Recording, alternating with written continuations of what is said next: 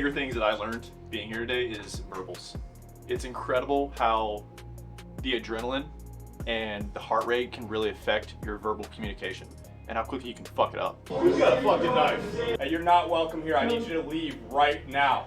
Put your hand over your head. Hold your hand. Open the door or I'm gonna throw rocks through your windows. How can I train to be better with giving my verbal commands, giving a better verbal communication in the case where, hopefully not a deadly force is involved? Because this is something here, the team, we struggle on. We get so tunnel visioned that words just come out like vomit, man.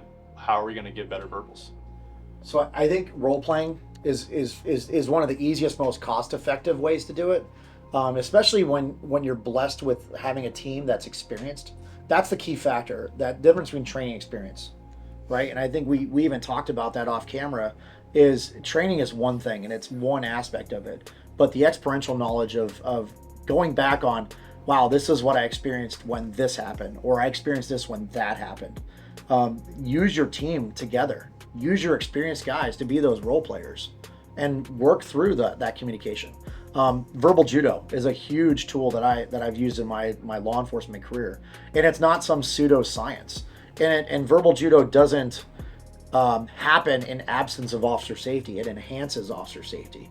It's that tactical empathy. It's that understanding people from their perspective, not sympathizing and not looking down on them or saying I agree with what you say. If I say I understand what you're going through, it doesn't mean that I agree with it. It just means that I understand it from maybe your perspective because you've communicated that. So role playing is the easiest thing, most cost-effective way. And doing this, I mean, I have seen people do multiple scenarios, and I've watched. I'll give you an example. One of my students, who was John Q. Public, never served a day in his life in uniform, never raised his right hand for this country or his community. And I watched him go through multiple scenarios as he progressed through different classes, and he progressively became a better decision maker. And and he's a roofer, like, just full disclosure, he's a 30-some-year-old roofer. And I've watched him progress in his training to where I'll put him up against some of the best decision makers in those moments because he's acclimated to that. He's acclimated. He's comfortable with violence.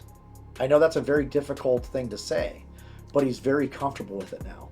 So when I present him that, he feels eerily comfortable because he's been trained and he's been experienced as close to the real thing as possible. Yeah, man, that goes a long way. I know for a fact that I can speak for everyone here that we really appreciate that you're training private civilians. It's super important. It's really big because there's a lot of companies who are just going to be searching for those government contracts. You're not doing that, and we really like that. Yeah, man, and I believe in the Second Amendment. I believe in our Constitution. Our country is the greatest country in the world. It's not perfect by any stretch of the imagination, but it is the best example of freedom that we have in this world. And with that right comes responsibility. And the private citizen deserves as much as that law enforcement officer, right? Typically, these simulators are only reserved for military and law enforcement, typically due to the cost of admission to buy one of these, but also the user interface, and they deserve it.